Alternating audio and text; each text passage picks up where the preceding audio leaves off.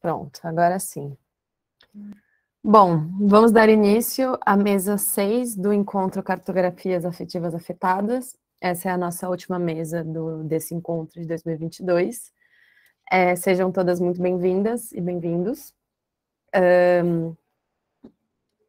Essa mesa que a gente vai começar agora, ela tem o nome de Mulheres e Afetação e vai ser mediada por mim, Lídia Ganhito, integrante do FIGAS, Grupo de Pesquisa Feminismos, Imagens, Gêneros, Artes e Sexualidades. Então, sejam todas muito bem-vindas. Vamos dar início à nossa mesa. Nós vamos ter a apresentação de 3 trabalhos. Iriam ser 4, mas a Maria Silvia do Nascimento pediu para ser trocada para uma mesa ontem, porque hoje ela não ia poder estar presente. Cada uma das pessoas terá 20 minutos para fazer a sua apresentação. Como a gente tem uma pessoa a menos, se vocês quiserem se estender um pouquinho, assim, até uns 25 minutos, acho que está tudo certo. Eu sei que tem alguns trabalhos audiovisuais que são um pouco mais longos, né? Então, talvez a gente... Tem uma gata aqui que derrubou várias coisas, me perdoem pelo barulho. Enfim, essa mesa, eu vou ler um texto que fala um pouco sobre a temática da mesa, para, enfim, abrir os trabalhos. Então, essa mesa chama Mulheres e Afetação, e nela a gente discute relações entre o riso, o obsceno e o feminino, que parecem compor um coro entoado pelos trabalhos. O pessoal é político. Aqui é a costura entre a memória subjetiva e a memória coletiva própria da prática feminista de escrita que salta aos olhos. As mulheres estiveram longamente circunscritas ao privado, ao silêncio, mas, esvaziando as suas gavetas com barulho, jogam seus privados pela janela e ocupam o espaço público, locus da política. Tomar consciência de si, tomar consciência do mito da mulher no texto do mundo, tomar consciência do texto do mundo e tomar consciência das afetações que se provocam na relação entre a escrita de si e a narrativa patriarcal. Então, estão abertos os trabalhos, vamos começar. A gente tem feito nas mesas, de todas apresentam os trabalhos, e aí no final a gente discute, em vez de discutindo né, em cada ponto. A gente acha que isso tem funcionado bem, porque aí a gente consegue pegar as intersecções entre os trabalhos, né? E a gente entende que isso traz alguma riqueza para a discussão. Antes de cada apresentação, eu vou ler também a biografia das autoras que foram enviadas por vocês mesmas, para que a gente, enfim, tenha um pouco de contexto sobre cada uma. Nossa, na verdade, eu não vou ler as biografias, porque eu acho que eu não localizei elas aqui, então se vocês puderem vocês se apresentarem, eu acho que vai ser mais prático. A primeira vai ser a Carla Girotto, com o ensaio audiovisual Não Chores Mais. Seja bem-vinda, Carla. Obrigada, Lídia. Quero agradecer também você, as duas Marianas, Fernando, que fizeram esse evento acontecer. Eu sei que é um desafio no momento que a gente está, inclusive de Brasil, de desmonte de tudo que é institucional e de educação. Então, parabéns e muito obrigada por estar aqui. Meu nome é Carla Girotto, eu sou artista, professora, pesquisadora. Estou no doutorado no Núcleo de Estudos da Subjetividade, que é na Psicologia Clínica da PUC. Sou bolsista pelo CNPq. Fiz mestrado no mesmo núcleo, com bolsa CAPES. Esse ano é meu último de doutorado, então é aquela coisa, estou no último ano de doutorado, gente, não posso nem falar muito. O que me ajuda também a sintetizar um pouco as coisas. Esse trabalho, ele é de 2021, e foi muito legal poder estar com ele aqui e abrir essa discussão hoje, porque é a primeira vez que eu mostro publicamente esse trabalho. Então é isso, não vou falar sem muitas delongas, né? Eu vou passar aqui o vídeo. Vamos ver se vai funcionar direitinho. Ok.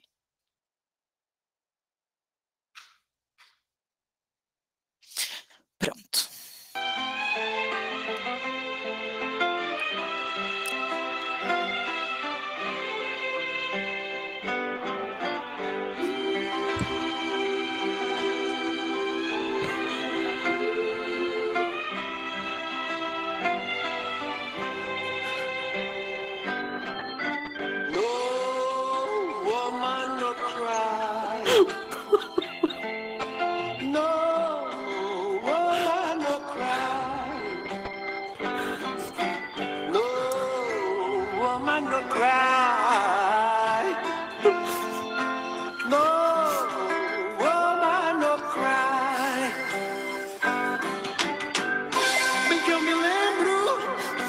a gente sentada ali, na grama do aterro, sob o sol, observando hipócritas, disfarçados rondando ao redor. Amigos presos, amigos sumindo assim, pra nunca mais. As recordações, retratos do mal em si, melhor é deixar pra trás. Cante comigo, não chore mais. Não chore mais. Yeah, yeah. Menina, menina, não chore assim. Não chore mais. Yeah, yeah. Well, I remember when we used to sit in the government yard, trace down. And then Georgie would make a firelight. Oh, like we would walk through the night. And we would cook cornmeal porridge, of which I would share with you. My feet is my only carriage, so I've got to push on. But while I'm gone, everything's gonna be alright. Everything's gonna be alright. Everything's gonna be alright. Everything's gonna be alright. No woman will cry. No woman will cry. Little darling, don't shed no tears. No woman will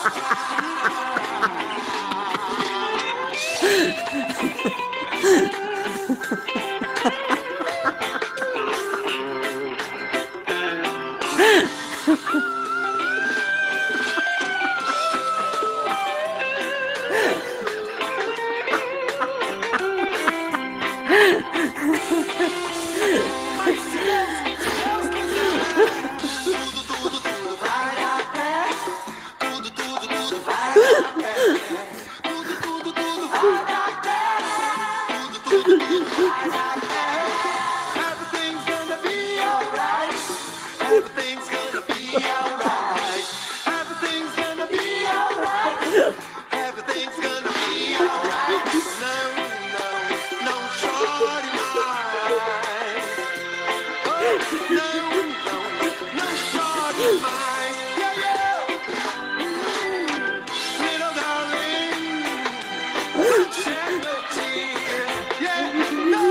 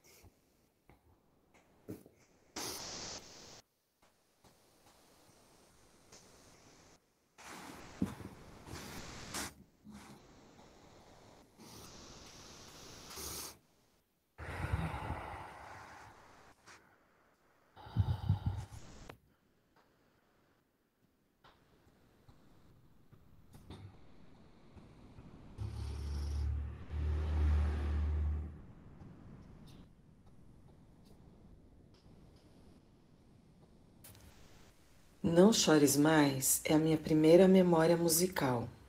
Era 1981 e eu tinha ido com a minha família passar um tempo na Praia do Lázaro, em Ubatuba. O meu tio era caseiro em uma daquelas mansões que davam para a areia da praia. Lembro que o sol não era forte, talvez porque fosse fora de temporada. E eu estava na praia com a minha irmã, minha mãe e o meu pai, e esta música começou a tocar no radinho de pilha. Lembro bem da música, da imensidão do mar e da areia, e também de um certo tipo de solidão que invadiu o meu peito. Era uma solidão misturada com nostalgia e imensidão. Nesta mesma viagem, visitamos a Pedra que Chora, junto com a Joyce, a minha primeira memória de amiga. Não sei se a Pedra que Chora existe com este nome ou se foi a minha mãe que inventou, porque a pedra enorme vertia a água. A Joyce era filha do caseiro da casa ao lado. Este meu tio caseiro de mansão era simpático e amoroso e sempre nos dava balas. Vinha saber bem mais tarde que abandonou a mulher e 4 filhas num cortiço em Pinheiros no começo dos anos 70. A minha avó paterna ainda tentou manter contato e suporte financeiro com a sua aposentadoria, mas eu acredito que tudo ruiu e perdemos contato com estas primas até o começo do Facebook, quando elas solicitaram amizade. Em 2018, quando Marielle foi assassinada, eu não sabia quem era ela. Eram umas 8 da noite, tinha acabado a luz do bairro, entro em casa e me deparo com a Jo sentada na cozinha, no escuro. Me diz e repete algumas vezes: mataram ela. Eu sinto o ponto de exclamação na voz. Jo é uma artista carioca que estava hospedada em casa. Enquanto comemos a cenoura com alecrim que ela tinha preparado, ela me conta de Marielle, de sua trajetória e importância. Vou me dando conta do tamanho do acontecido. Dia seguinte, acordo bem cedo para ir à terapia. Estou ainda mais mexida porque as redes sociais tinham me contado, por meio de vídeos e imagens, quem tinha sido aquela mulher assassinada e a arquitetura por trás daquela morte. Entro no Uber e está tocando Não Chores Mais na voz do Gil, e então eu me lembro da minha primeira memória musical, tudo fica mais emocional e eu choro. Peço para o motorista baixar um pouco o som do Waze. Ele usava um tipo de voz de desenho animado dizendo: vira à esquerda, na rotatória, vira à direita. E estava horrível ouvir a música e a voz, tipo Pato Donald, ao mesmo tempo. Ele me responde que pior era a versão anterior que não parava de falar, uma mulher que falava demais.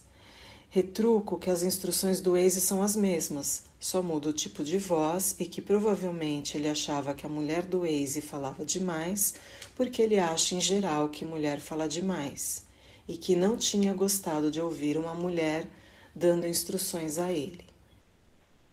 Nesta altura, Não Chores Mais já tinha acabado e eu continuo a falar sobre os muitos silêncios impostos e esperados quando se trata de uma mulher, e que era curioso o fato dele preferir uma voz de desenho animado a uma voz de mulher, que, se espera silêncio de uma mulher, qualquer palavra é algo que rompe e denuncia este pacto.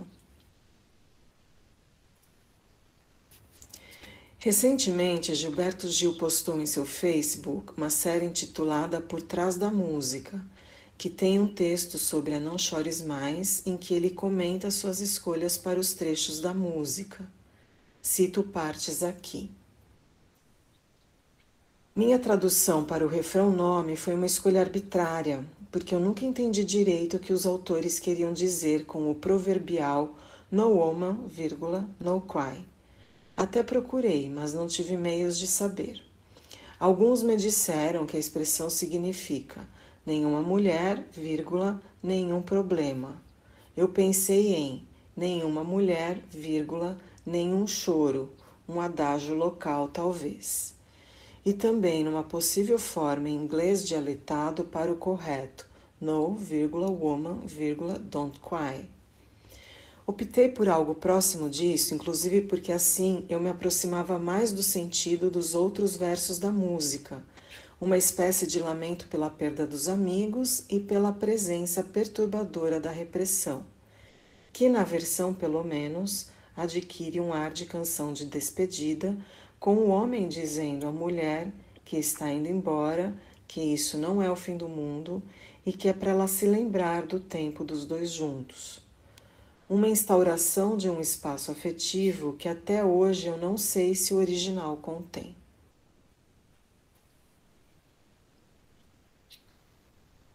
Ao botar a frase "não chores mais" no Google, a esmagadora maioria são resultados ligados à música. 3 deles, porém, fogem a este padrão. 1. Uma escova progressiva que promete alisar os cabelos sem sofrimento. A progressiva Não Chores Mais é considerada atualmente uma das melhores do mercado, pois proporciona sem sofrimento cabelos 100% alinhados, disciplinados, soltos, leves, macios, com brilho intenso de salão, volume controlado, eliminando completamente o frizz e até mesmo os fios mais rebeldes. Ideal para todo tipo de cabelo e cor, não desbota a cor, alta durabilidade do liso, alisa até os mais difíceis e rebeldes. 2. Um livro cristão intitulado Não Chores Mais, cuja sinopse diz que a tristeza e a depressão têm afetado milhares de mulheres que pela dor são impedidas de seguir a vida, frutificar e crescer. No entanto, Deus não planejou a mulher para sofrer, mas sim para ser feliz e realizada. Soraya Moraes também passou por momentos de depressão e angústia. Porém, com a ajuda da palavra de Deus, conseguiu sair do estado de choro e reverter a situação. Onde imperavam a tristeza e a depressão, o Senhor fez novos caminhos, o que abençoou não apenas a vida dela, mas também a de muitas outras pessoas. Por meio desta obra, que traz experiências da autora, aprenda a vencer a dor e a transformá-la em motivo de júbilo. E por último, um livro com o mesmo título, numa tradução suspeita, porque o original em inglês não tem este nome, que diz: neste livro, uma estrela do cinema cai de sua cobertura em circunstâncias misteriosas. Suicídio ou crime amoroso cometido pelo arrogante namorado Ted Winters, um magnata atormentado por um segredo terrível. Porque uma estrela como Leila LaSalle iria ceifar a própria vida? Ou seria mesmo Ted, ou outra pessoa ainda mais próxima?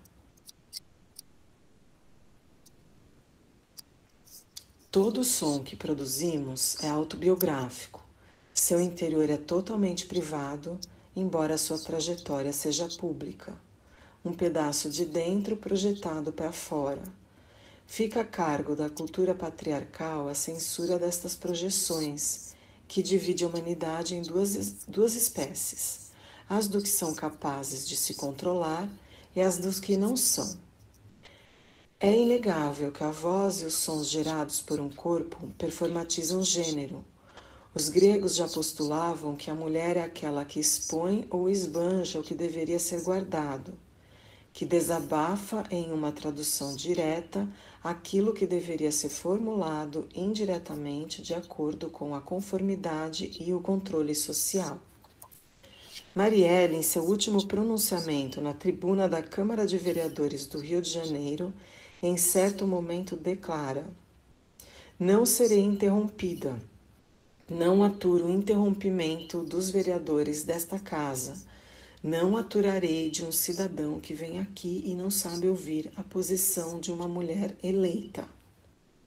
Não vai calar a minha boca. Não vai calar a minha boca. Não vai calar a minha boca.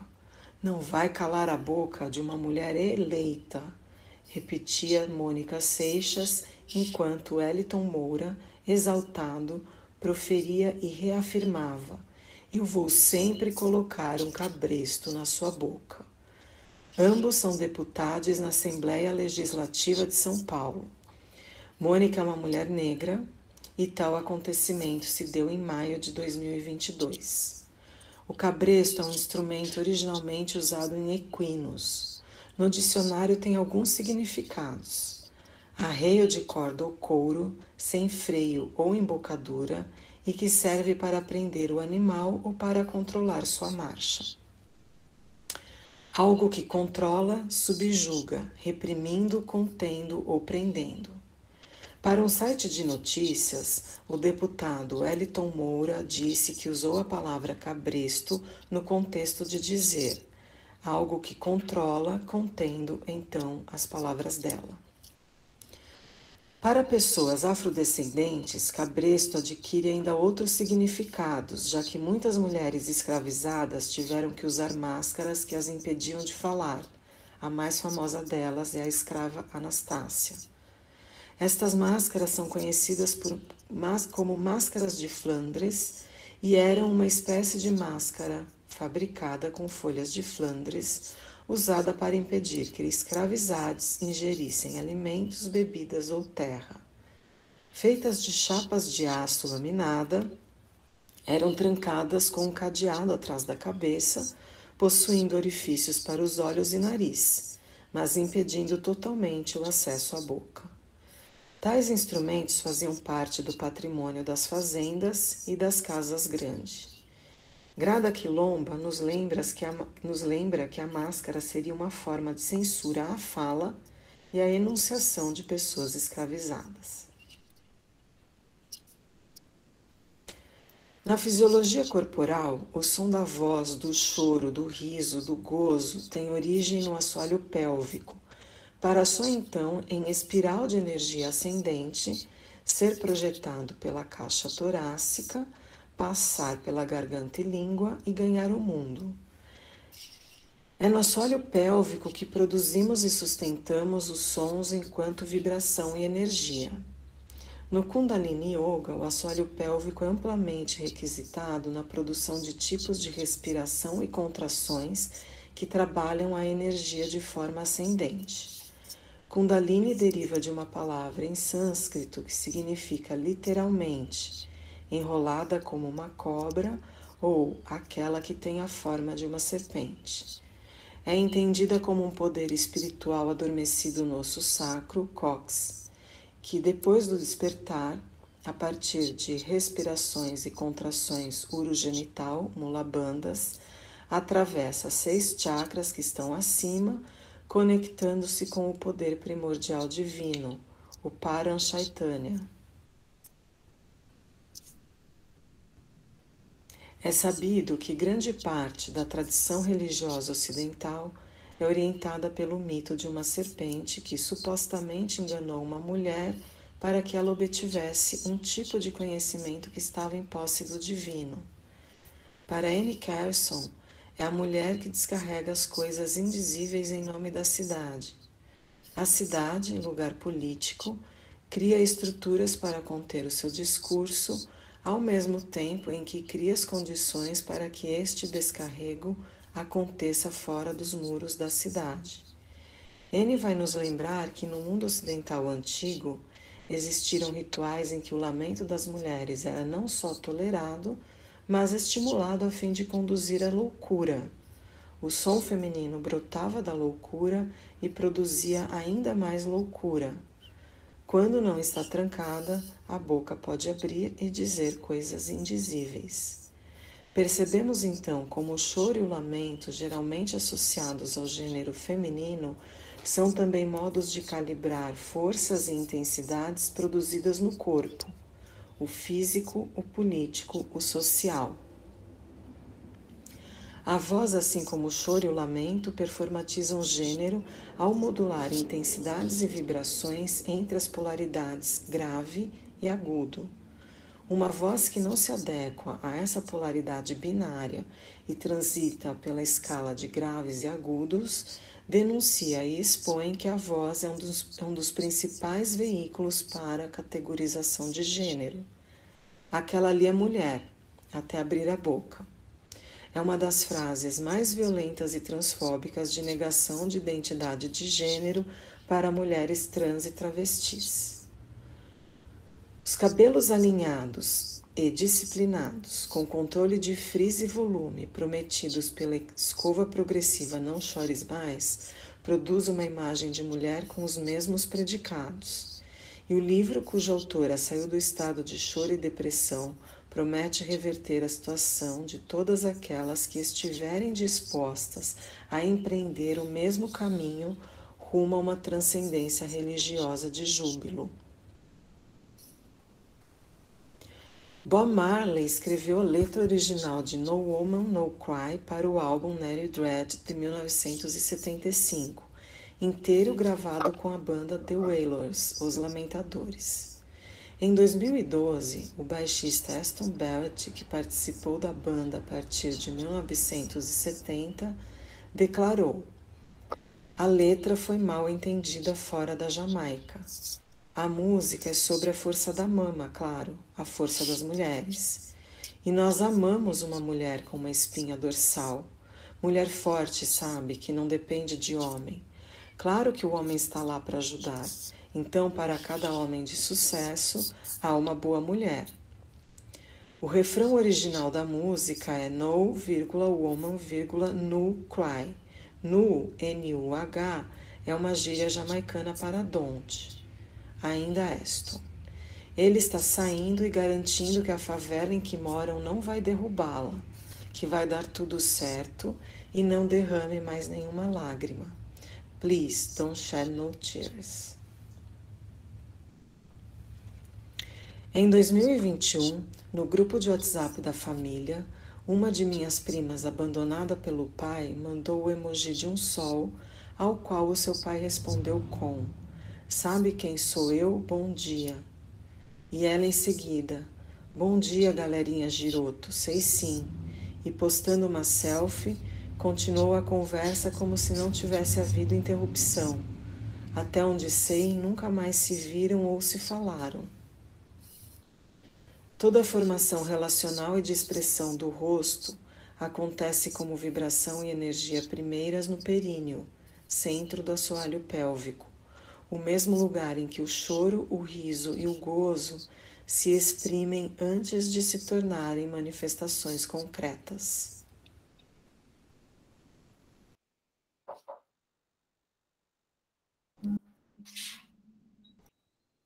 Muito obrigada, Carla. Você É quer isso, falar mais? gente. Quer, Obrigada. quer Não, só finalizar com alguma agradecer. coisa? Tá bom. Só agradecer. Obrigada. Perfeito, legal. Depois a gente, então, no final, a gente discute juntas. Bom, a próxima fala vai ser da Eliana Cunha. Eliana, seja muito bem-vinda. 25 minutinhos para você. Tá ok. Só me avisa, tá? Porque eu estou numa sala fechada e não é a minha casa e eu estou sem... Eu não conheço muitos espaços, eu não tenho horário, está aqui na minha tela. Me avisa Tranquilo. quando faltarem aí uns minutos, tá? Tá bom, faltando 5 minutos eu te dou um toque. Tá ok, obrigada. Primeiro dizer de onde eu venho, né? Eu sou uma professora já do Estado, com 28 anos de magistério, me aposentando numa das matrículas de 40 horas por agora, acho que essa semana, e com uma matrícula de 16 horas, com algumas limitações por conta de comorbidades, etc. E que resolveu, esse ano, como eu falei, no encontro de manhã, voltar para o Sindicato dos Profissionais da Educação, uma tarefa. Como eu falei lá, repito aqui, uma tarefa importante para 2022. E aproveitando, Não Chores Mais, da Carla, não me sai da cabeça começar a minha apresentação um pouco apontada, com mais leituras, com Belchior. Tenho sangrado demais, tenho chorado para cachorro. Ano passado eu morri, mas esse ano espero não morrer de novo. Eu vou falar um pouco. Sou vó de 3 meninas lindas, e isso é muito importante. porque durante a pandemia, uma experiência que eu preciso contar, que é aí disso que eu vou tratar um pouco, que não tem tratamento, talvez. O que fizeram com o Brasil foi um crime. O genocídio que praticaram e continuam praticando é criminoso. E é uma tarefa dar um basta nisso. É um compromisso com o humano que a gente precisa se tornar todo dia. A vontade era dinamitar Brasília, né? Como Drummond, e dinamitar Manhattan. Como eu não posso, eu começo com um poema da Tatiana Pequeno. A Tatiana Pequeno, nesse momento de pandemia, foi importante. Nesses 2 anos de pandemia, eu fiquei muito isolada com mãe doente, netas e Covid, etc, etc. Eu fiquei muito perto da morte o tempo inteiro. E as minhas netas traziam, de alguma forma, a vida. Então, morte e vida o tempo inteiro junto. E para pensar esse momento, essa conjuntura, eu trago Tatiana Pequeno, Denver. Eu queria estar em Denver, mandar cartas para o Brasil e assinar como as bandas de sadcore me ensinaram no final dos anos 90. Denver, 1998, Colorado. Talvez eu não fosse professora, porque sou uma latina lésbica e meu inglês é ruim. Talvez eu lavasse pratos ou fosse assistente de alguma creche de sonhos americanos. Como ter uma vida comum de trabalho, descansos, ter sido totalmente vacinada, ser rodeada por menos livros e, quem sabe, esperar os anos de ver algo próximo de alguma justiça se avizinhando um dia. Mas a minha canção do exílio nasceu em forma de nunca. Nenhuma de nós tem heranças. Meu pai nos deixou há muito pouco tempo um apartamento num bairro sitiado, mas usamos a grana para sobreviver por um tempo em que não me aprovavam nos concursos. Usamos a grana, mas foi investimento em sobrevivência, sabe? Não tem histórias edificantes sobre exílio dentro da minha casa. A louça se acumula entre bactérias. Uns dias se chora mais, no outro dia se chora menos. Muita gente diz para não termos esperanças para 2022. E talvez seja só por isso que eu quisesse estar em Denver. Dizem que é ensolarado e a vida é amena. Você deve estar me julgando por acreditar que qualquer imigração seja amena. Mas a verdade é que em todos os morros a vida no Brasil já caiu por terra. Nessa canção fraturada, em que cada esquina um de nós cai, atingido, em cada esquina, um de nós migra para nenhum sonho, em cada esquina, sempre um de nós acorda na hora do pesadelo. E não é nenhum filme. E aí, a gente lembra que ontem aconteceu mais uma chacina. Sinto-me contemplada com esse texto, com essa poesia da Tatiana Pequeno, para começar a pensar em Marguerite Duras e o livro Amante. Fiz esse curso de Tatiana Pequeno, professora da UF, Mulheres que à Noite Assombram. Eu nunca pensei na escrita feminina. Meu mestrado, do trauma à trama, trabalhou com um escritor português, Gonçalo Tavares, e o texto era Jerusalém, que falava de sobreviventes, holocausto e etc.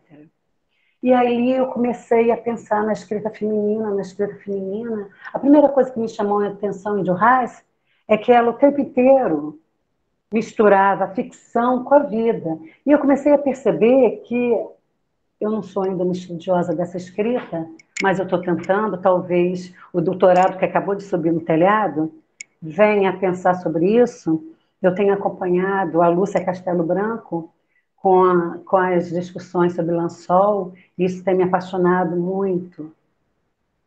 Então, Duras e no amante, e essa ficção colada à biografia, colada à vida. E aí isso me preocupou, porque não me interessa o que autor ou autora falam da sua obra, me interessa o que me afeta, o que me chama, o que me atinge, o que me toca. Mas não deu para descolar. E aí comecei a entender um pouco dessa escrita, e no curso Mulheres que a Noite Assombram, vinha Clarice Lispector, vinha Marguerite Duras, vinha Lansol e outras escritoras. E eu comecei a passear por esse lugar e assistir cursos como ouvinte, porque eu só conseguia assistir. Nesse período de 2 anos, eu não conseguia escrever, eu não conseguia ler, eu não conseguia muito pensar em outras coisas que não fossem o cuidado, o prático, do dia a dia. Não conseguia. Ainda não consigo muito isso, tá? E aí, a Marguerite Duras e essa literatura, essa escrita colada à vida, aí eu acabei tendo que pensar e ver e ler um pouco sobre a vida dela. E aí você se identifica, isso é terrível, mas você acaba se identificando com muitas coisas. E eu vou pegar um trechinho do Amante, que para mim foi pesado e ainda é. Tá? É um trecho onde ela fala o seguinte: o amante de Marguerite Duras. Escrevi muito sobre essa pessoa, essas pessoas da minha família, mas enquanto elas estavam vivas, a mãe e os irmãos, a mãe e os irmãos, e escrevi sobre eles, sobre essas coisas, sem chegar diretamente até elas. Fecho aspas.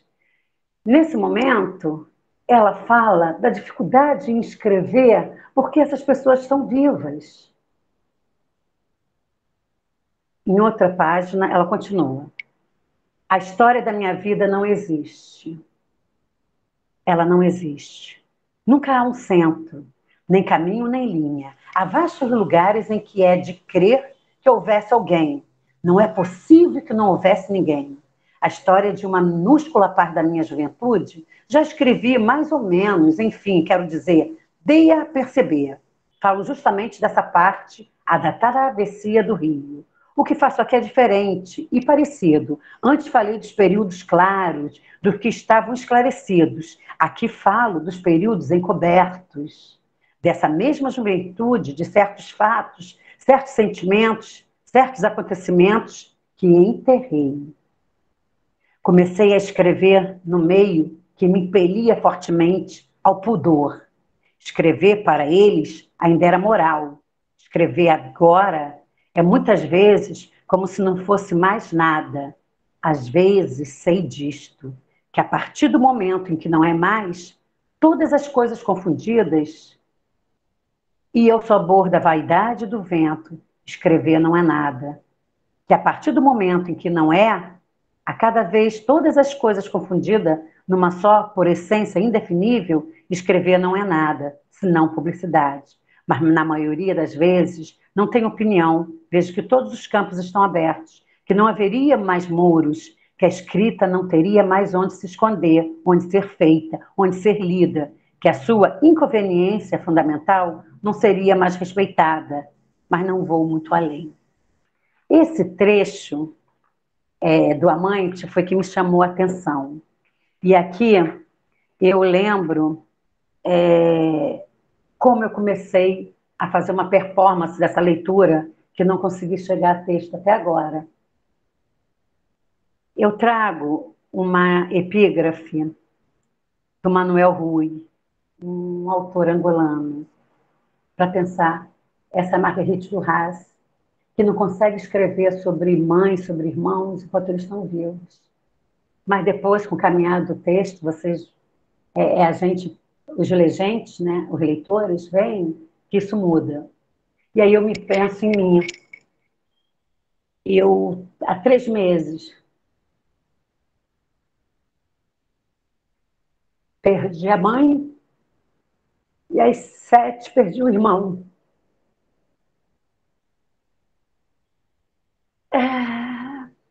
Escrever agora é quase que impossível. E aí a epígrafe é do Manuel Rui, o autor angolano. Escrever, então, é viver. Escrever assim é lutar. Literatura e identidade, princípio e fim. Transformador, dinâmico. Nunca enfático para que, além da defesa de mim, me reconheça sempre que sou eu a partir de nós também, para a desalienação do outro, até que um dia, e virá, os portos do mundo sejam portos de todo mundo. Até lá não se espantem. É quase natural que eu escreva também ódio por amor ao amor. Comece. Começo pela dor, como a inscrição de uma ferida no corpo do texto. Esse era o projeto inicial, a inscrição poética da dor no corpo do texto, que seria uma continuação do trauma, a trama, insurgência, meu tema de mestrado. Só agora me dou conta que também na dissertação terminei, depois de um percurso longo no trauma, sendo convocada pela trama, que é sempre uma insurgência que nos desloca, nos faz sair de onde estamos. A alma e as formas, como diria Lukács. Por que fui capturada por Duras? Por que ela me afetou? O que me feriu na alma? E eu não posso calar porque cala fundo. E esse é o título, né, que eu dei, provisório, para falar, fazer falar o que cala fundo. A memória da menina de Duras, meu amante, convocou uma outra menina que eu preferi esquecer e sobre a qual não há ainda história, porque todos estão ainda vivos. Quando eu escrevi o texto, estavam. Trata-se aqui de um certo pudor, não de um infortúnio. Aqui fiquei algum tempo precisando me recompor, porque foi pesado fazer a travessia sozinha. Achei que não teria subjetividade. E aí eu li algumas coisas para pensar como fazer. Comecei a pensar a relação da literatura com a psicanálise. E aí, lendo Duras, pensei que tenho que entender melhor essa relação, assim como a escrita feminina. E é essa a ideia, esse projeto, talvez futuro, né? A escrita feminina, a psicanálise, porque quando eu trabalhei no mestrado, do trauma à trama, eu trabalhei mais numa linha da filosofia política. A psicanálise está sempre esperando. A dor, a escrita feminina e o traço autobiográfico foram recorrentes em todos os trabalhos que eu li sobre Duras. Esses trechos, né? Esse trecho que eu coloquei para vocês, Não Existe, Minha Vida Não Existe, encontrou uma possibilidade quando eu comecei a conhecer um pouco mais Lansol. E no curso que a gente acabou de começar com a Lúcia, às segundas-feiras, a palavra começante minha é alegria. Isso vem da Ansol, quando ela diz mais ou menos o que eu vou falar para vocês daqui um pouquinho. Precisava ir além da dor, muito além, e alcançar o amor como tarefa e resistência, mais que política, revolucionária nos tempos que correm, nos tempos em que penso dinamitar Brasília. Que a Tatiana, com a poesia dela, me contempla. Mas antes preciso dizer que compreendi a tarefa colocada por Lansol e que o tempo todo nosso curso, Mulheres que à Noite Assombram, convocou, contornou, atingiu o amor como partilha mais difícil. E aí eu cito Lansol. Até que o amor tome figura humana e o dom poético se manifeste no carisma que a todo homem foi entregue, o de continuar. Esquecer jamais o que passamos esses 2 anos. Mas é preciso superar para continuar. E mais que isso, continuar e construir a mudança, todo dia. E de continuar com sua consciência livre a criação do mundo. Fecho citação de Maria Gabriela Lansol. Então, esse curso, As Mulheres que à Noite Assombram, convocou, mexeu e talvez venha a virar um doutorado. E se aqui não pude fazer muita discussão sobre essa escrita feminina, sobre literatura e psicanálise, por isso a proposta é de falar de uma experiência, de como tu mexida, como isso toca, como isso afeta, e como que isso é político. Essa possibilidade política de reagir a tantos traumas, que devem ser superados, sem dúvida, para a gente poder continuar, mas que principalmente serão escritos e escritos. E estão por aí nessa escrita feminina, por onde eu vou tentar fazer algumas travessias. E quando eu estava terminando esse texto, que fala de muita dor, mas fala assim no final, de O Amante, fala de um fragmento de discurso amoroso que eu coloquei. O final do texto, obrigada. No final do texto de O Amante, esse amante que se separa dessa menina, depois no final da vida, e isso se mistura com a vida da Juhas, no final da vida dessa personagem, esse amante liga para ela, e é mais ou menos assim. Anos após a guerra, após os casamentos, os filhos, os divórcios, os livros, ele tinha vindo a Paris com a mulher. Ele lhe telefonara. Sou eu. Ela o reconhecera pela voz. Ela dissera, queria apenas ouvir sua voz. Ele dissera, queria apenas ouvir sua voz. Ela, sou eu, bom dia. Ele estava intimidado, sentia medo como antes. Sua voz de repente tremeu. E com o tremor, de repente, ela reencontrara o sotaque da China. Ele sabia que ela tinha começado a escrever livros, soube pela mãe dela, que ele havia encontrado em Saigon. E também sobre o irmão mais moço, que ele tinha ficado triste por ela, e depois não havia mais o que dizer. E depois ele disse que era como antes, que ainda amava, que nunca conseguiria deixar de amá-la, que amaria até a morte.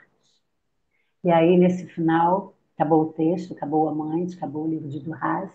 Eu lembro de um grande teórico da literatura, que é o Eduardo Prado Coelho. Ele tem um trecho, um capítulo que diz: e todo o resto é literatura. Se a relação amorosa não existe, se a literatura não existe, isso faz com que escrevamos nessa busca. E é isso que a gente tenta. E para fechar, Sofia de Mello Braine, quando eu penso que minhas mãos vêm vazias com a Clarice Lispector, a Sofia me diz: apesar das ruínas, apesar da morte, onde sempre acabou com a ilusão, a força dos meus sonhos é tão forte que de tudo renasce a exaltação e nunca minhas mãos ficam vazias. Obrigada. Muito obrigada, Eliana, pela sua partilha. A próxima pessoa a falar, e a última da mesa, é a Adriana Pinto César. Seja bem-vinda, Adriana. Boa tarde. Primeiramente, gostaria de agradecer a oportunidade de estar aqui falando com vocês. Bom, eu vou compartilhar aqui a minha tela e já faço minha apresentação.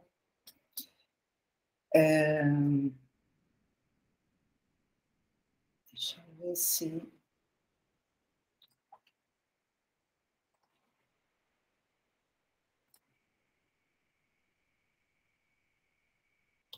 Bom, primeiramente eu sou designer gráfica e artista visual, mais recentemente, né?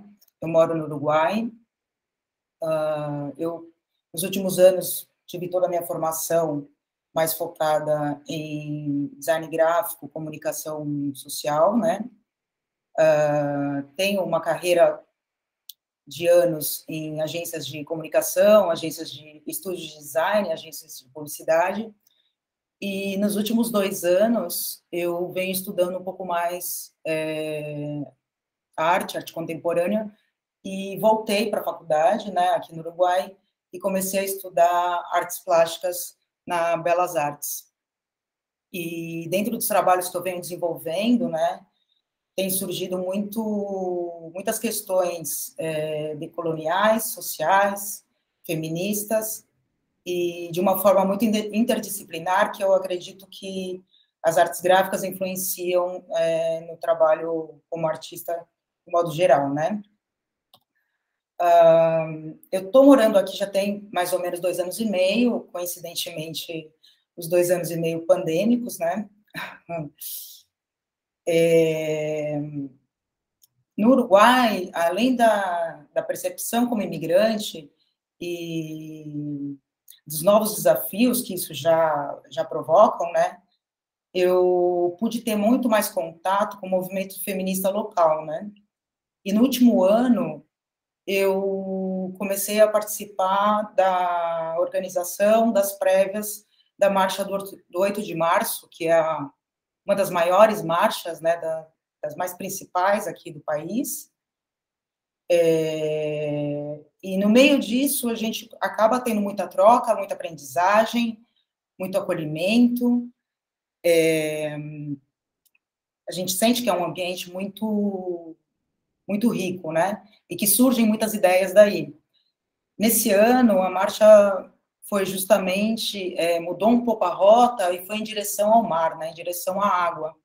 E aí o tema da água começa a ressonar um pouco mais para mim, o tema dos líquidos começam a ressonar um pouco mais para mim, vendo todas as temáticas, né, que permeiam e conotam a água em relação ao feminino. E aí eu chego nesse projeto, né, que é o fluido líquido e ácido, que parte de uma percepção corporal, de uma percepção de uma análise de peças de roupas íntimas, né, são as minhas calcinhas, elas possuem algumas manchas, né, que há muitos anos já me incomodavam, e eu começo a gerar alguns questionamentos em cima do que são essas manchas.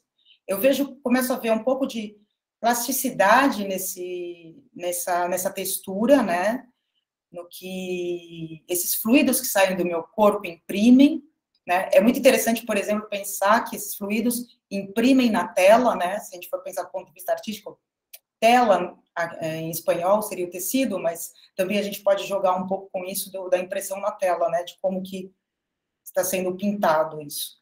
E aí eu faço esse questionamento, né? Do porquê será que temos... falo em plural, porque conversando com amigas, eu percebo que não é um incômodo só meu, né? Algumas amigas até chegaram a dizer que não tem calcinhas manchadas porque jogam fora, né? Então, é realmente um ponto aí tabu, um tema tabu para muitas pessoas. E esses fluidos, esses líquidos, né, eles vêm eles trazem um autoconhecimento corporal mesmo, porque se a gente para pensar, né, todas as variações que eles têm de textura, de consistência, de coloração, ao longo do nosso ciclo menstrual, ao longo às vezes em situações de excitação, às vezes em dias que estamos ovulando, dias que não estamos, alterações de hormônios, algum medicamento que possa ser tomado, que pode alterar também algum tipo de coloração. E aí eu percebo que essa análise, né, para além do consultório ginecológico, é uma análise que traz uma conversa com o nosso próprio corpo, né, de como a gente pode, respeitando esse líquido natural que a gente solta, como que a gente pode entender processos internos. E, ao mesmo tempo, com esse questionamento do porquê escondê-los, a gente pode conectar direto com o que significa a impressão, o que estamos imprimindo aí, né? Que são líquidos que têm muito a ver com a nossa vulva, né? E aí, se a gente pega, não sei, na história, o quanto a nossa vulva foi invisibilizada e tratada como uma parte suja do corpo da mulher, a gente percebe que até assim, muitas vezes os cheiros, né, os odores que soltam esses fluidos também são outro ponto de questionamento, que também, não sei, pelo menos as pessoas da minha geração, acredito, quando eram crianças, tinha aquela coisa, né, os meninos têm o pintinho, as meninas têm a perereca, ou às vezes as meninas não têm nada, e aí toda uma invisibilização da vulva, e além disso, a vulva cheira mal, né? Tem várias piadas a respeito, que são horríveis, e a gente percebe o quão violento é isso, né? E a gente cresce pensando que aquilo não é natural, aquilo não é nosso, aquilo deve ser cuidado, aquilo deve ser limpo. A indústria farmacêutica produz vários produtos de limpeza da região, ou de sabonetes e absorventes diários, muitos produtos desnecessários, e aí também, em meio a outras conversas com amigas, a gente vê, não sei, aquela que vai usar o sabonete porque vai sair com alguém, e aí esse alguém pode chegar a ter mais prazer com ela, né, porque ela supõe que a vulva está mais limpa, né, e como isso é muito louco, assim, no imaginário social, né. Então, com esse ensaio, eu acabo tentando revelar uma coisa que nem para mim era muito clara, né? Eu começo a entrar em contato com isso, com essa questão dos meus próprios fluidos, dos meus próprios cheiros, né? E linko também com isso da questão da água, né? Do quanto a água, a fluidez, né? O quanto isso também faz muito parte do nosso corpo. E transformo nesse jogo de luzes o que era negativo para mim em alguma coisa positiva, e que, de uma certa forma, né, remete àquela grande revelação do raio-x, né? Porque o raio-x também está mostrando alguma parte do nosso corpo que não é vista a olho nu, né? Então, eu tento fazer aí essa analogia. E aqui a gente tem as 4 imagens, né, compostas com todas as manchas. Essas imagens fazem parte de uma espécie de instalação que eu fiz, e eu estou muito feliz porque, na verdade, esse projeto é desse ano, e eu estou estreando também como artista, e ontem foi a inauguração de uma exposição aqui na Faculdade de Artes de Montevidéu, e essa instalação, na verdade, ela funciona, ela tem algumas caixas que seriam como backlights, que a luz termina evidenciando ainda mais essas manchas. Então, o impacto é um pouco diferente do impacto das fotografias, né?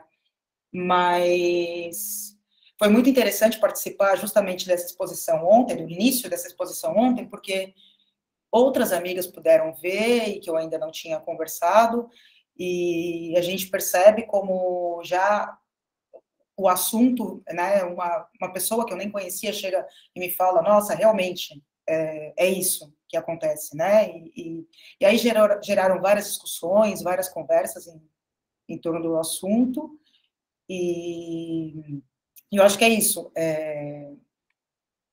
que eu queria mostrar para vocês. Foi um pouco breve, mas eu vejo que a discussão, ela vai muito em torno disso, das nossas percepções pessoais, né, e do que a gente pode aprender com isso. Perfeito, muito obrigada, Adriana. Não sei se você tem isso em um link, mas se você quiser compartilhar aqui no chat, para que as pessoas possam depois olhar de novo, com mais calma, fica à vontade. Tá legal. Bom, com isso acabamos as falas e abrimos para a conversa.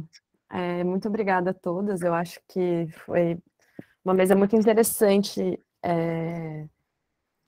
justamente pela, enfim, não à toa, né, uma mesa muito afetada, muitos trabalhos de arte, e eu acho que temos, enfim, muito a conversar. Vocês querem começar falando? Contem aí, como que vocês estão se sentindo agora, afetadas pelas conversas umas das outras. Gente, desculpa, eu estou em trânsito, eu estou saindo do Rio para ir para Niterói para uma reunião, tá? Mas eu estou aqui atenta. Tranquilo, Eliana. Bom, eu vou começar falando então, já para dar um início à conversa. E vou começar do final para o começo, porque me ajuda. Mas uma das coisas que a Adriana falou e que eu anotei aqui, fiz até um desenho, essa ideia de que as meninas não têm nada entre as pernas.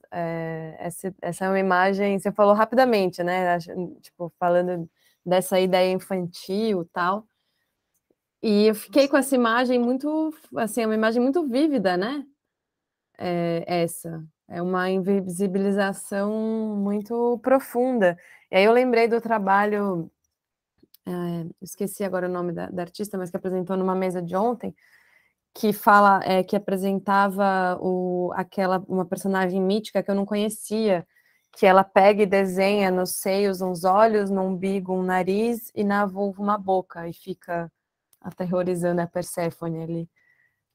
Lembrei dessa imagem, assim, como um bom contraponto. Acho que, enfim, queria uma imagem potente aí. Não, é engraçado, porque pensando para falar aqui, né, também me veio muita coisa surgiu, e se coisa do não ter nada, foi interessante um comentário que uma pessoa fez ontem, falando para mim que com o jogo de luz ela estava vendo um certo volume, e se isso havia sido proposital, enfim. E eu penso que ela viu o volume porque também viu, apesar a parte mais escura, né, a parte mais intensa, ela também te dá uma profundidade, né? Então, acho que por isso termina puxando um pouco essa coisa de não tem nada, né? Sim, acaba fazendo uma... Desculpa. Não, desculpa, é que eu vi agora que vocês não estavam vendo a apresentação, na verdade, né? A gente viu no final, rapidamente, as três, uma do lado da outra, né? Não chegaram a ver, tá. No backlight, Eu não quis te interromper, porque eu não sabia se você ia mostrar depois. Não, o backlight, na verdade, eu não consegui fotografar, porque ele Sim, estoura foi muito ontem, luz, né? não deu muito certo. Mas eu tenho as Sim. 4 imagens compostas, que eu acho que foi o que vocês viram no final, quando eu saí do full screen, né? Sim. André, queria falar alguma coisa? Passa a palavra. Olha, eu nem queria falar, mas eu preciso falar o que eu estou sentindo. Eu estava assim, estou acompanhando desde ontem nossos encontros, conversa por conversa, retomada de retomada, e eu vi agora o que a gente atravessou aqui, sequenciando o que a gente pensou de manhã e de tarde, do que temos como desafio esse ano. Sabe, Carla, eu vivo no Rio de Janeiro e eu fui, assim, atravessada por uma das primeiras a saber que a Marielle tinha sido assassinada e comunicar às pessoas em torno de mim, porque eu vivia um momento com ela na Comissão da Juventude, porque eu também sou ativista contra o encarceramento em massa, e nós estávamos pensando uma lei municipal em relação à mulher, a pessoa trans em situação de cárcere. E nós estávamos pautando a semelhança no Rio de Janeiro com a lei do Suplicy em relação à pessoa no município, né? Porque a política do sistema prisional ela é estadual, mas a pessoa, quando é presa no seu município, ela é egressa do seu município e não tem lei, não tem nada, né? E a Marielle foi uma das pessoas, uma das vereadoras, uma casa muito complicada, como todas as casas dos vereadores, né? No Rio de Janeiro somos, se eu não me engano, 52, 51, e a Marielle era entre as 4 mulheres, ou, se eu não me engano, 5 mulheres que estavam eleitas, e a gente vivia muito naquela casa. E foi assim, realmente foi algo de... E seguimos nesse lugar de suspensão, porque não dá para crer. E acho que eu estou tomada e querendo tentar trocar algumas palavras com vocês, porque eu tentei hoje pensar sobre o ato criador, o que a gente faz com a dor que cria o ato. E também, para mim, não é diferente do que vocês trazem, do que a gente está vivendo. E quando dizem, né, que o pensamento, que a escrita, ela constrói outras formas para a gente reviver corpo, revigorar corpo, e é disso que trata, né?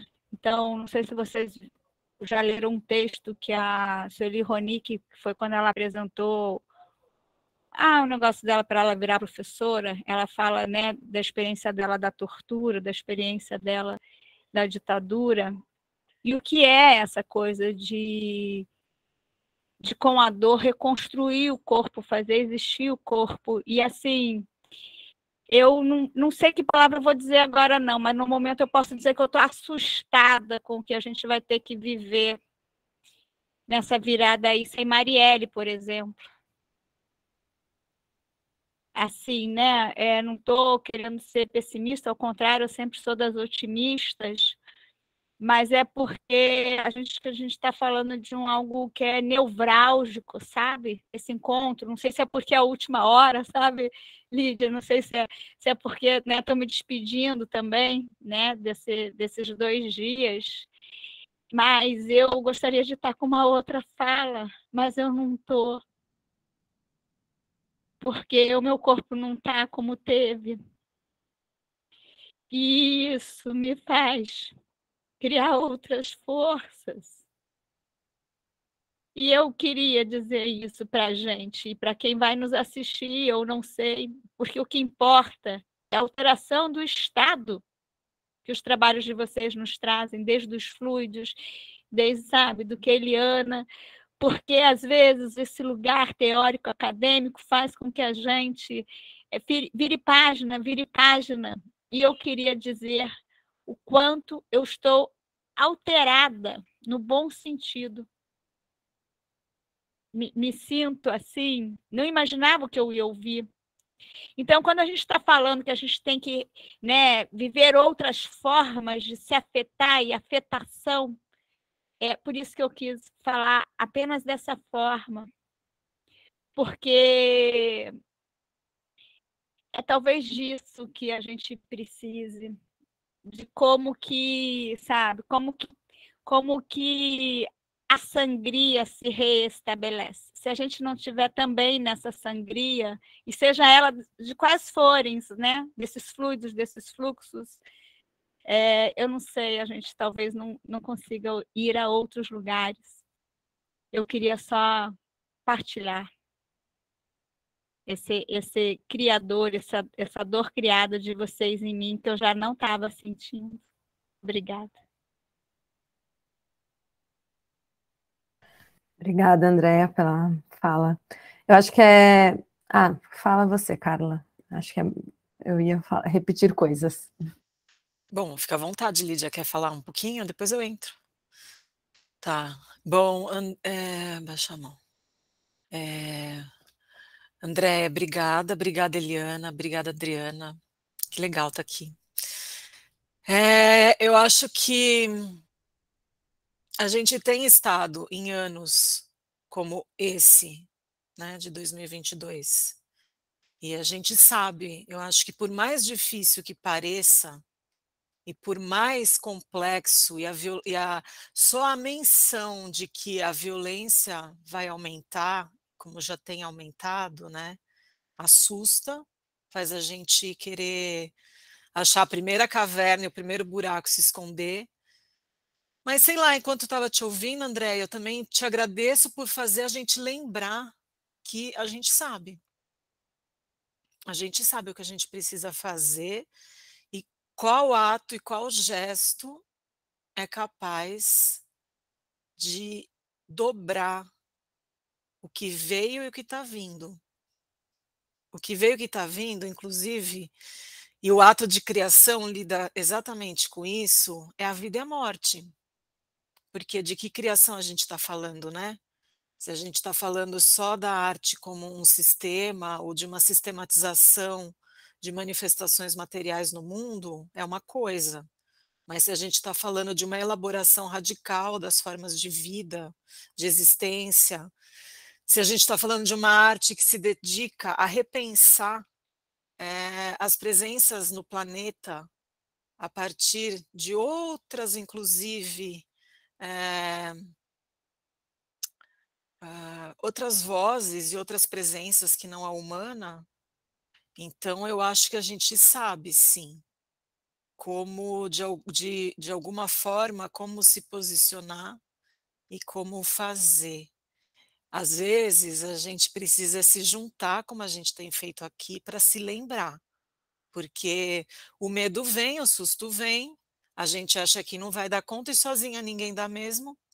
Então, esses encontros, eles são muito potentes, para além de tudo que a gente faz, né, de impulsionar a gente a escrever um texto, terminar um trabalho, se inscrever, acreditar, enfim, de alguma maneira é um tipo de atestado de existência, né, a gente poder estar entre outras, entre outros e outros aqui, e discutir aquilo que a gente solitariamente muitas vezes faz nos nossos ateliês, nas nossas casas, né? Mas isso me faz muito pensar que a gente sabe aonde é que está a potência e o que a gente faz com ela. E a potência está em cada uma que está aqui, em cada um que está aqui. E como a gente juntos é capaz de elaborar os acontecidos. E é o que a gente tem feito, né? Então, se lembrar de que a gente é capaz e de se lembrar que para além do poder e das estruturas de poder, as potências que somos e que estão aí e que são capazes de burlar, de esmorecer, derrubar um poder. E os poderes, né? Eu penso muito sobre isso, que a gente precisa ficar muito atentas também, que para além de mudar de mão o poder, a gente precisa derrubar esses poderes, substituir pelas potências de vida, de criação, de gestação, de formas de elaborar o mundo e as presenças nessa Terra, né, nesse planeta. Então, quando você estava falando, eu fiquei pensando muito nisso. Te agradeço pela lembrança para a gente também ficar aqui muito atenta. Eu acho que da sua fala o que ficou também é essa coisa de uma pele, né, que arrepia e que sente esses afetos todos e que não é capaz de simplesmente deixar passar, porque tem alguma coisa acontecendo aí, né?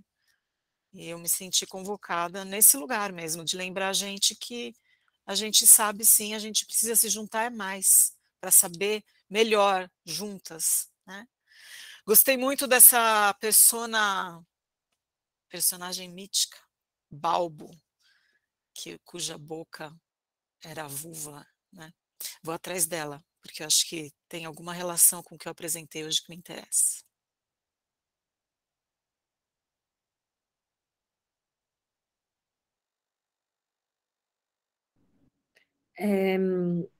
Queria falar aqui também, enfim, jogando coisas aqui, né? Assim, só para a gente continuar a conversa.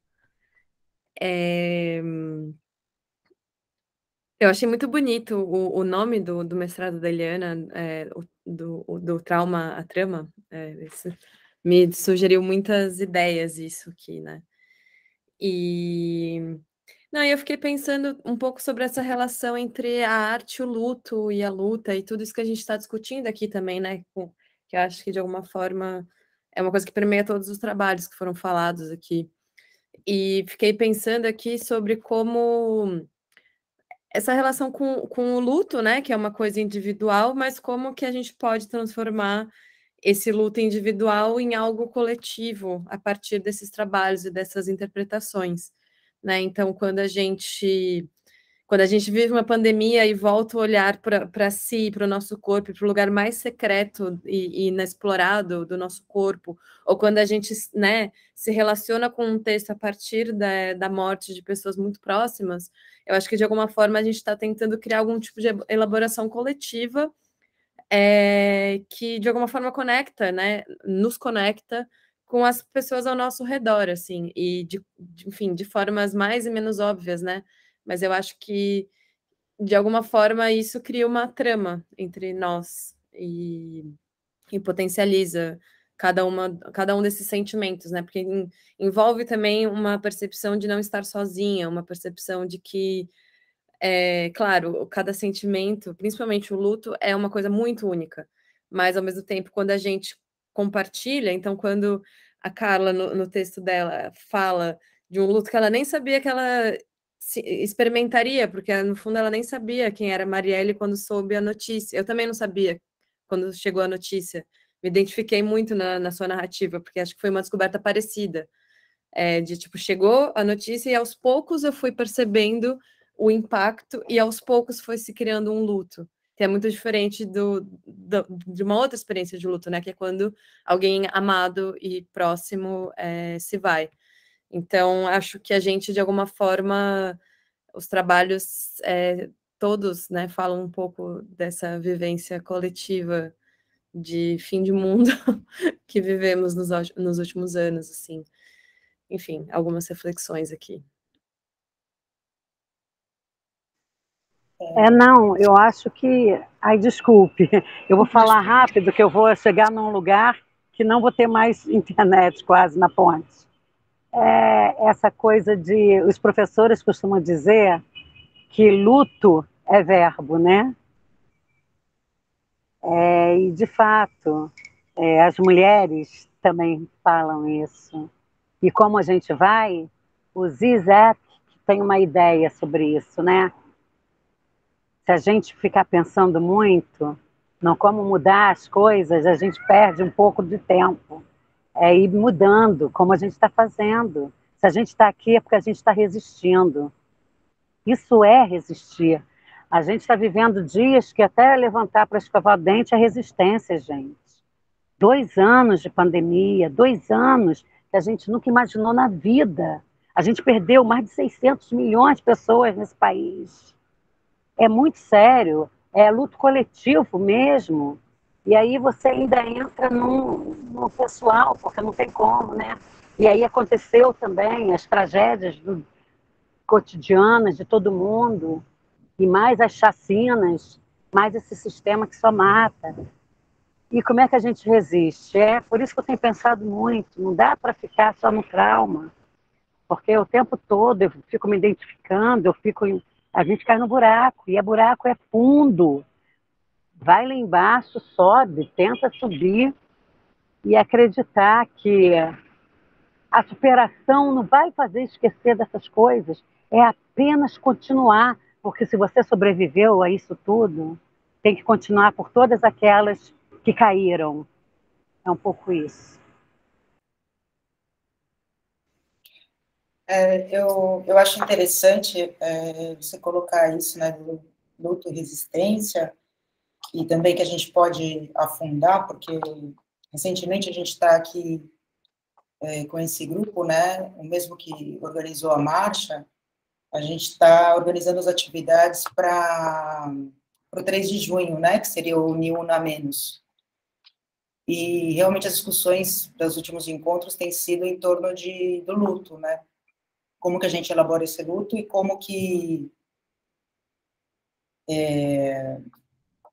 não só o luto das mulheres dissidentes que se foram, né, os feminicídios, mas também alguns lutos das nossas famílias, como que também os nossos corpos sentem esses lutos, né? E uma das coisas que a gente vem discutindo é o autocuidado, né? Que é uma forma de resistência. Então, eu acho que é muito importante a gente estar aqui falando sobre isso, né? A gente está resistindo, mas também, sobretudo, eu acho importante a gente tomar cuidado para não cair nesse buraco, pensando também em cuidar-se, né? Em olhar para si e manter seu corpo são para poder lutar, né? Porque sem os nossos corpos também não tem luta. Tem uma frasezinha colada aqui na minha parede. O transe pode ser vivido como uma forma de convívio entre o presente e o passado. Aí eu faço uma pergunta para mim: transe, trauma? Interrogação. A gente está falando de trauma, que o trauma no corpo, às vezes, ele provoca um tipo de transe, que é uma forma da gente se proteger, de não entrar em contato com o trauma, né? Mas se a gente pensar que esse transe é justamente o campo de elaboração possível e de convívio entre esse trauma, que é sempre do passado, mas é uma memória viva no presente, né? Então, esse campo seria a possibilidade de convívio entre esse passado e esse presente, uma forma de elaboração.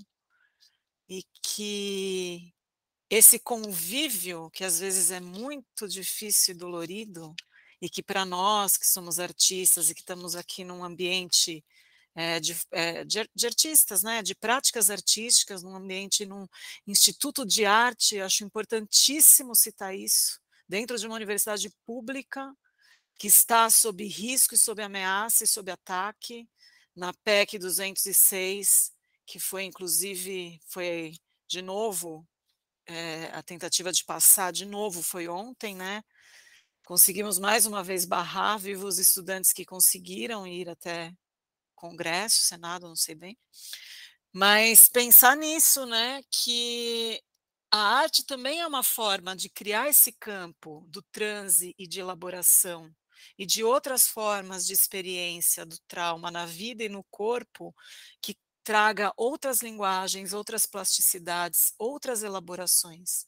Então, é acreditar muito nesse campo artístico como uma possibilidade de criações outras, de campos outros, de corpos outros, mesmo que sejamos nós, mas sejamos nós já em uma outra alteridade de nós mesmas, né? Que essa prática possa se fortalecer e ser fortalecida na gente e nas outras, e nos outros que estão perto, né? E aí, aproveitando a sua fala, Carla, eu queria, enfim, escutar você falar um pouco mais dessa. Você usa como ferramenta, né, para começar o seu trabalho, essa relação entre o choro e o riso e essa afetação profunda, né, assim, uma afetação em todos os níveis, tipo, para o que seriam considerados extremos, mas que no fundo se aproximam muito, né? E tem essa. Até uma coisa que a gente citou em alguma outra mesa aqui, é dessa relação entre o choro, né, como um lugar muito entendido como um lugar da mulher, um lugar do feminino, e o riso, na verdade, como um lugar muito dominado pelo masculino, assim, como se a mulher que faz rir tem uma dificuldade aí, né? Existe uma relação difícil porque o riso tem uma relação com o grotesco, e o grotesco, ele, claro, ele é reapropriado pelas feministas, mas tem um lugar de disputa aí, né? Como se uma mulher, quando acessa o grotesco, deixasse de ser mulher, em alguma narrativa específica, né? Então, eu queria ouvir você falar um pouquinho mais sobre isso, assim, como foi se relacionar com isso. As coisas, elas não vêm separadamente, né? Elas é um conjunto que aparece e que de repente a gente fala, opa, tem uma coisa aparecendo aqui, acho que eu preciso dar conta, estou sendo convocada em um lugar aí. E esse trabalho foi exatamente assim, porque ele acontece primeiro como essa performance gravada, e que foi intempestiva, eu comecei do nada e de repente... Claro que eu sabia que a Não Chores Mais era a minha primeira memória musical, isso não é ficção. Muitas coisas fica entre num limbo aí de ficção e não ficção no texto, mas esse é real mesmo. Mas depois eu fui elaborar sobre esse trabalho e por que convocou o meu corpo em lugares que eu já tinha passado por eles e que, de alguma maneira, eu não tinha permanecido ali para compreender ou para elaborar o que estava acontecendo ali, né, no Kundalini Yoga, que eu vou falando e tal. E então eu vou atrás de entender o que era que esse trabalho estava vindo dizer para mim, né? Eu me senti convocada nesse lugar de conversar com ele, ele me provocou. Eu costumo dizer que o ateliê é uma coisa muito viva, né? Que a gente está aqui e a gente nunca sabe o que espera a gente. Às vezes a gente entra e tem um bicho bravo aqui dentro, falando, e aí, você vai dar conta, você vai fazer esse negócio, o que você vai falar sobre isso e tal. E eu fui elaborando o texto a partir de pesquisas que eu tinha já naquela época, que foi 2021, né, o começo do ano passado, pesquisas e leituras que eu estava me dedicando e tal.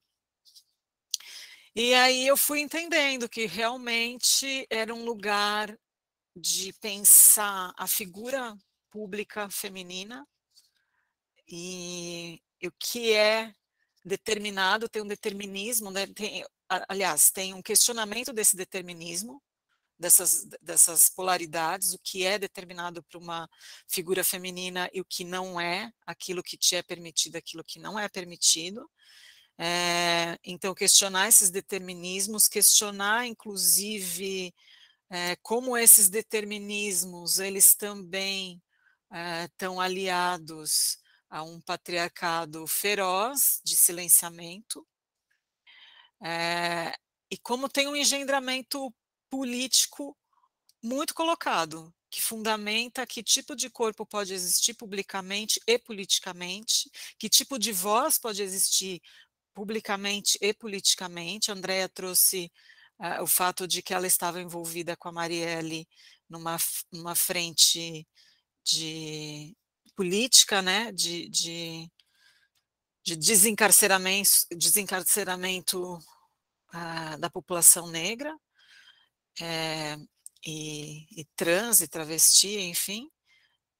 E aí a gente fica pensando como é que a gente, com a nossa própria figura e com aquilo que a gente já é como presença no mundo, pode torcer esses lugares determinados e deterministas.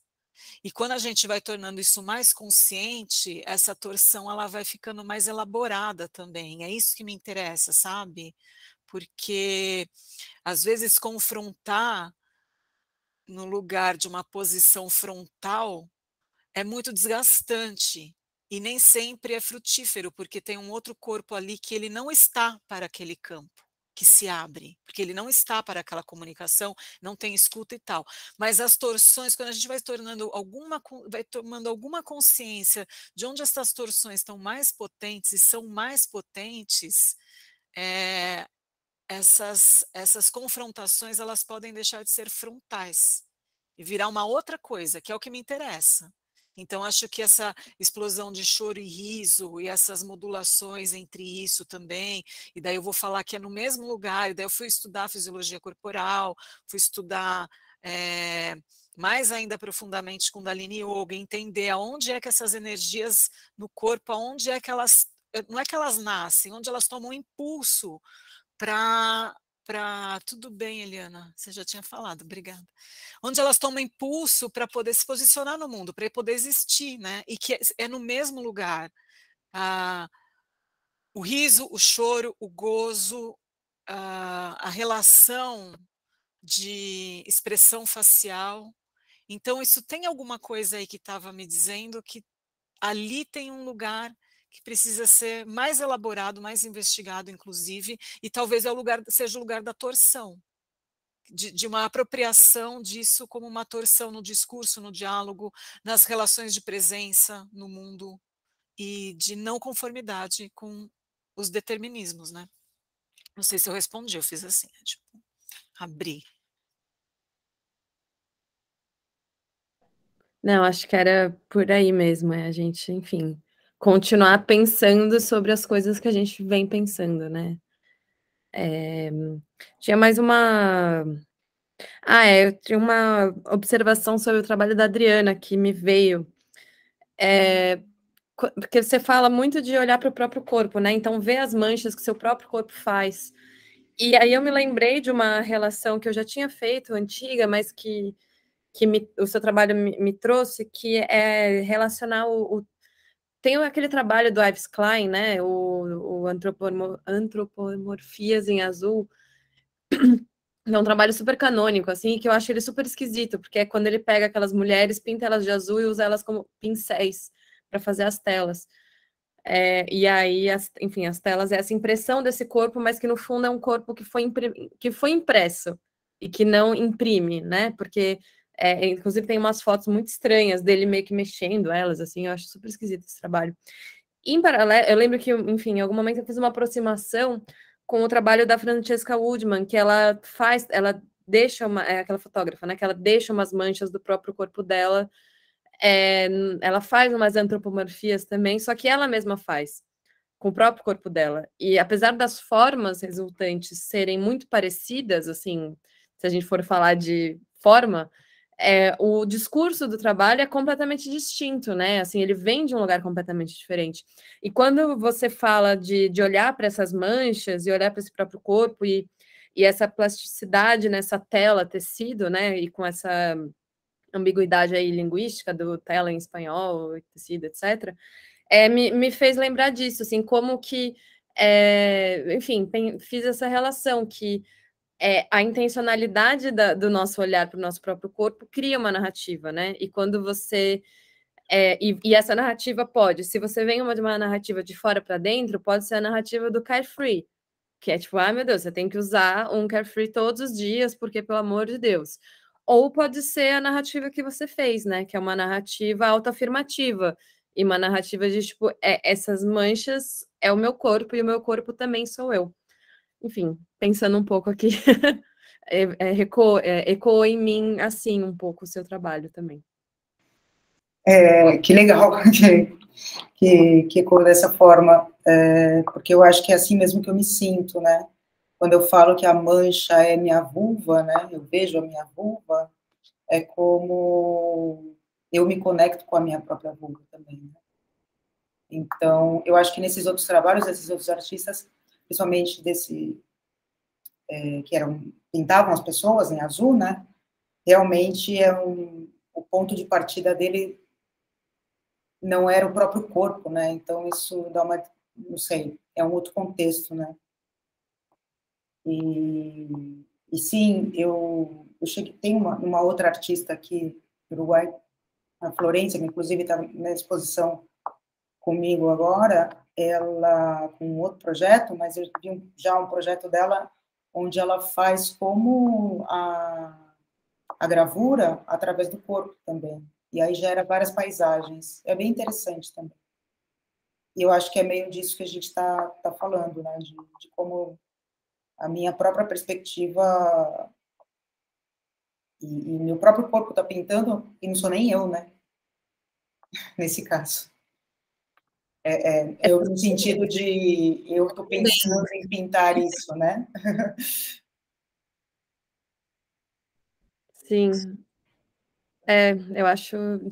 Não, eu acho interessante ver também como o nosso corpo também cria narrativas dele, né? E assim, a gente não domina todas elas a princípio, mas a gente pode se deixar afetar por elas e operacionalizar isso de acordo com o nosso posicionamento de mundo, né? E a nossa visão de mundo. Então, isso também dá para ferir disso que todas as narrativas são políticas e que não existe uma narrativa naturalizável, assim. Acho que tudo pode ser questionado e reinterpretado. Queria completar uma coisinha que é o seguinte, né? Como o corpo feminino ele foi e continua sendo expropriado da mulher desde que o mundo é mundo, retomar esse corpo, afirmar, colocar, desenhar, sustentar, é muito político. Eu já ouvi outros meios por aí, né? Ah, mas de novo vocês vão falar de corpo? Mas de novo vocês estão falando de corpo? Aí eu falo, nossa, para quem tem o corpo garantido e circulando por aí o tempo inteiro, não precisa pensar sobre isso. Seu corpo está dado, seu corpo está garantido, ele é seu. Você não é um pensamento. Você pode, inclusive, você pode ter os grandes pensamentos sobre as grandes coisas do mundo, né? Só que para a gente precisa muito pensar e afirmar esse lugar, porque é isso que é expropriado, não só subjetivamente o tempo inteiro, como politicamente, como materialmente, como foi Marielle e tantas outras que são eliminadas. Eliminadas. Feminicídio, por aí vai. Então, é altamente político a gente tratar da nossa intimidade, da nossa corporeidade e tudo que vem da nossa presença no mundo, porque ela nunca está garantida. Para as mulheres negras, para as mulheres racializadas, então, a gente não tem nem o que falar, a garantia ainda é muito menor. Então, para nós que somos as brancas, que já não temos garantias, que possamos empreender um lugar de criar as nossas garantias para também abrir garantias para as outras, com menos garantias ainda do que as nossas, né? Então, eu falo, maravilhoso que, de novo, possamos e queiramos falar sobre corpo em todos os espaços, do corpo da mulher em todos os espaços, né? E que não só os homens possam ter o privilégio de botar suas musas impressas em telas por aí, né?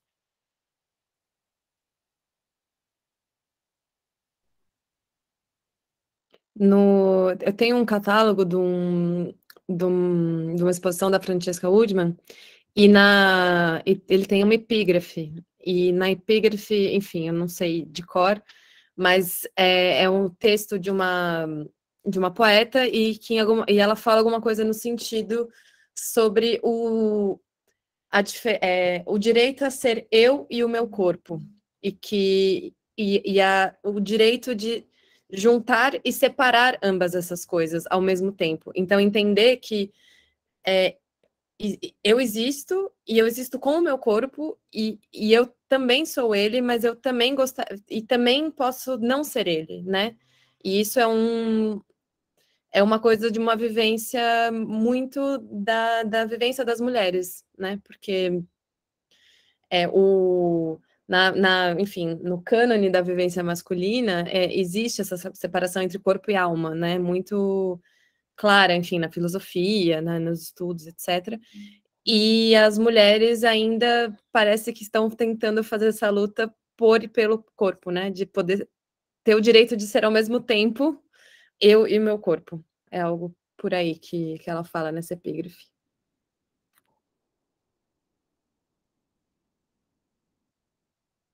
Bom, ó, a gente já está se encaminhando para o fim do nosso tempo, ainda temos alguns minutinhos, mas, enfim, queria saber, nos encaminhamos para as falas finais.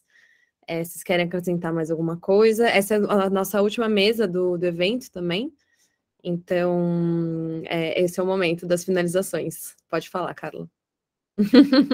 É só uma finalização super específica. É um recado, gente, que esse negócio do YouTube, vamos deixar recado para o futuro, ó, outubro está chegando. Sim, esse é um ano muito intenso, né? Assim, eu acho que para a gente aqui do Figas é muito bom, é interessante, importante começar esse ano, começar já na metade do ano, né? Mas começar essa maratona que vai ser esse ano, tendo realizado esse evento.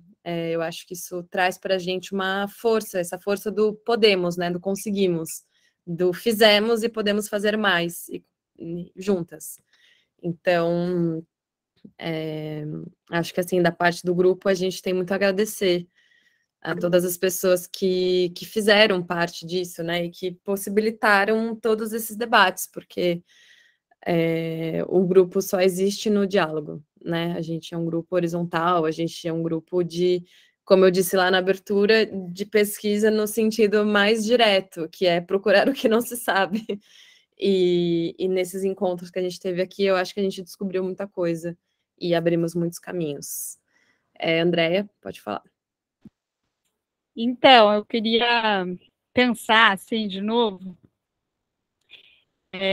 do que foi esses últimos, sei lá, 20, 30 minutos aqui com a gente, que quando eu mais cedo tentava trazer o lugar da onde eu aprendi a, sei lá, reterritorializar corpo, que foi lá com os Vianos, na escola e faculdade Angel Viana, Klaus e Angel, eles nos ensinam algo muito interessante, e tem a ver com as torções que a Carla está falando, e com as falas da Eliana, com as falas da Adriana e também da Lídia, que é assim, eles falam da questão de abrir espaço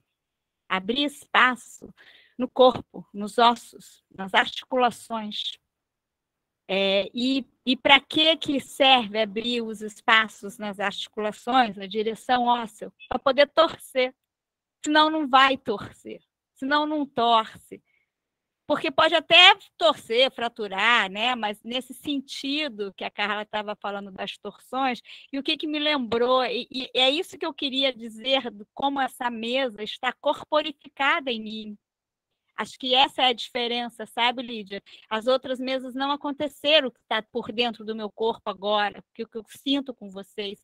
E eu quero afirmar isso para quem vai nos assistir depois, né? Porque é isso que está acontecendo comigo agora e me trouxe, embora eu nem sempre trago esse episódio que aconteceu comigo, né, ali que eu contei há pouco, da tratativa na Câmara dos Vereadores, mas eu também trabalhava com os meninos da Candelária que foram exterminados, essas coisas que mudam os nossos corpos e nos convoca, mas para dizer que quando dá Ocupa Mink, que eu fui uma das artistas que ocupei, foi muito interessante, sabe, porque foi dentro da Ocupa Mink que eu participei do último trabalho que a companhia fez. Eu danço numa companhia composta por pessoas com deficiência, e foi muito interessante, porque a gente tinha acabado de ganhar um recurso, aquelas coisas do fomento, né, que o Eduardo que solta assim, esse recurso, Eduardo Paes não tinha feito o calote, tinha pago a grana, e aí a gente tinha entrado dentro do Ministério, e eu não entrei dentro do Ministério para dizer fica Ministério da Cultura, eu entrei para dizer o que está acontecendo no Brasil, como é que depõe, né, esse golpe misógino, o que está acontecendo, a nossa presidenta, e assim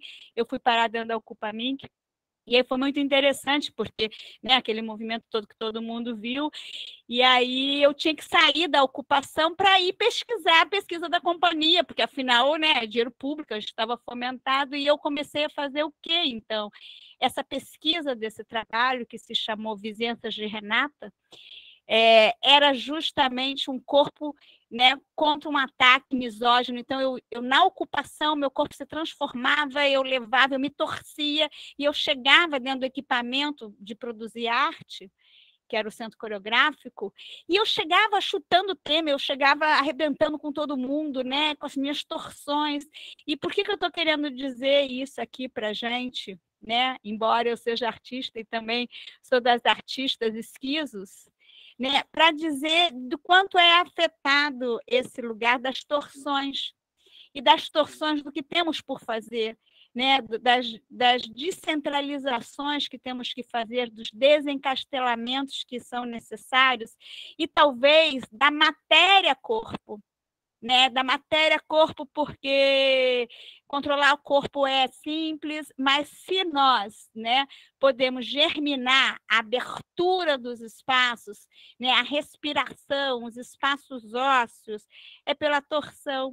Então, eu acho que vocês estão me convidando a pensar como, né, como com o corpo. Aqui o que está acontecendo comigo é que eu estou com o corpo, eu não estou parando de me desarticular, né? E é nesse sentido das direções ósseas. Então, assim, acho que eu queria dizer dessa forma, né, que a gente possa encontrar nossas corporificações, respirações, inspirações, e é pelo corpo, eu não tenho dúvida, porque, sabe, o meu trabalho ele diz respeito a como desimpedir os corpos, e não é algo simples, porque é dificílimo desimpedir corpo, e não tem jeito, não tem fórmula, né? É cada qual, é cada momento, mas se a gente conseguir fazer-nos tocar, afetar, sentir, talvez, né, seja modos de, sei lá, de de brisar. Adorei quando a Lídia falou, eu também adoro estar nas brisas, de brisar, né? De pensar, de botar brisa e fazer circular, porque se não respirar, se não inspirar, sei lá, enrijece, né? É isso. Muito obrigada, Andréia, pela sua fala. Eu acho que é isso, esses encontros, né, esses encontros, essas falas, essas partilhas, acho que brisa é uma boa palavra, né, porque brisa tem a ver com sopro, tem a ver com mar, tem a ver com respiro, tem a ver com vento, tem a ver com abertura, tem a ver com caminhos, tem a ver com abrir espaços, e eu acho que é isso que a gente fez aqui nesses 2 dias de encontro. É isso que a gente procurou fazer, né? E a gente escolheu muito especificamente a palavra encontro, e não seminário, e não colóquio, e não, sei lá, tinha 1 milhão de opções. A gente escolheu de propósito encontro, porque é isso que a gente queria fazer. A gente queria nos encontrar com vocês, nos encontrar entre nós e propor que vocês se encontrassem entre si, né? Então eu acho que teve ao longo desses dias, eu acho que, enfim, acho que a gente pôde tecer conexões muito interessantes entre trabalhos das pessoas. Acho que essas conexões podem continuar vivas de algumas formas. Claro, nós estaremos inseridas nas páginas canônicas da história em uma publicação que nós mesmas iremos fazer, porque já que o cânone não nos abraça, nós fazemos o nosso próprio. Então, a gente vai mandar para vocês um pouco mais para frente, assim, um cronograma de como a gente vai fazer para receber essas publicações, né? Vocês mandaram somente os resumos dos artigos para esse começo, mas a gente vai, enfim, vamos pegar e publicar os artigos completos.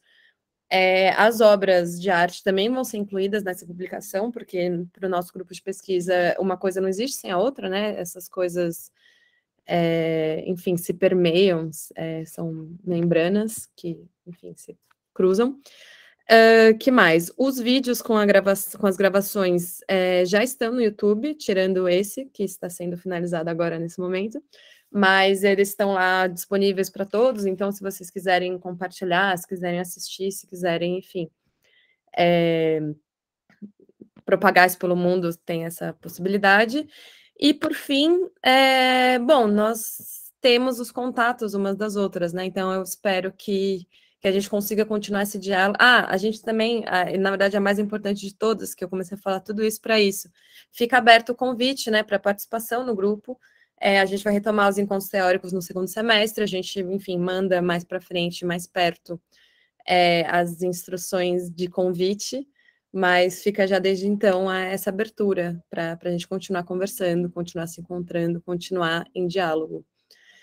E acho que é só isso. Ultimíssima coisa. Esse foi o nosso primeiro evento acadêmico como grupo de pesquisa, então foi também uma experiência no sentido de pesquisa. E muito obrigada a todas vocês por terem participado dessa pesquisa. A gente aprendeu muito e ficamos muito felizes de saber que haviam pessoas que se interessavam nas mesmas coisas que estávamos interessadas, né? E assim como a Pacor falou lá na abertura, eu acho que isso só, assim como a gente surgiu de uma conversa de intervalo de aula de corredor virtual, e a gente se viu assim e falou, nossa, beleza, nossos interesses ressoam. Ver que teve tantas pessoas interessadas nesse evento ajudou a entender que realmente ressoa, e que realmente existem, né, enfim, lugares, e que a gente está construindo lugares de interesse coletivo, e que existimos coletivamente. Então, sem mais delongas, eu acho que enfim, está terminado o evento, o Encontro Cartografias Efetivas Afetadas, promovido pelo FIGAS. Muito obrigada a todas, muito obrigada, Fernando, Mariana, meus colegas aqui do grupo. Não sei se vocês querem falar mais alguma coisa para a gente finalizar aqui. Foi muito bom. Isso. O que eu pude participar. Foi muito bom. Desculpa. Muito obrigada, Eliana. Obrigada, Pacor. Obrigada. Eu queria dizer, eu queria reforçar isso que você disse, Lídia, agradecer a todas as pessoas que participaram. E eu acho que eu termino muito feliz esse evento. Eu acho que foi um percurso de muito aprendizado mesmo, mas de muita Afetação. afetação, mas ficou muito consolidado o espírito do Figas, né, nisso. E eu acho que até essa coisa que a gente falou de o Figas como um movimento de quem cruza os dedos, né, como um desejo de boa sorte jogada aí ao acaso e, né, ao encontro dos caminhos, todos esses que sejam possíveis, né? Então, acho que está isso muito bem consolidado, achei muito bacana, adorei os trabalhos de todas as mesas, só queria reforçar isso.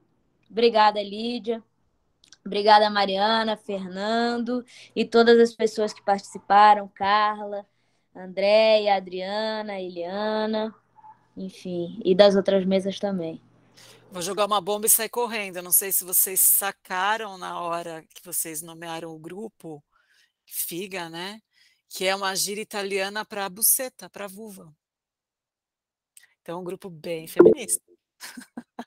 Essa eu acho que a gente não tinha passado, mas perfeito. Sabe o que eu queria lembrar, Eliana, que eu me lembrei de uma conexão estética com o que você fala? Não sei se todo mundo aqui conhece, mas no Rio de Janeiro é proibido soltar pipa com cerol. Né? Vocês devem imaginar por quê, é uma lei. E nessas inquietações, o que fazer, também ressoa essa história de pensar em fazer um festival de pipa com cerol nas câmeras dos senadores, dos políticos, dos presidentes inomináveis, sabe? Porque aí, né, a gente vai lá, não sei o quê, fica ali vendo o entardecer e solta a linha, sabe? Solta os pescoços, alguma coisa, né, no sentido de como se preenche, né, também dessas outras formas, né, de produzir aí a barbárie de outro jeito, né, porque não está brinquedo, não. Então, quando você começou a contar também, né, das suas formas de poder pensar o que fazer, esse também é uma metáfora dos festivais de pipas com linhas de cerol, né, porque é um pouco disso que a gente vem falando, né, como fazer os contrários, né, é disso. Muito obrigada, Andréia. Bom, e com isso nós finalizamos aqui. Muito obrigada a todas. Nos vemos por aí em breve. Até mais. Até mais, gente. Tchau. Boa semana.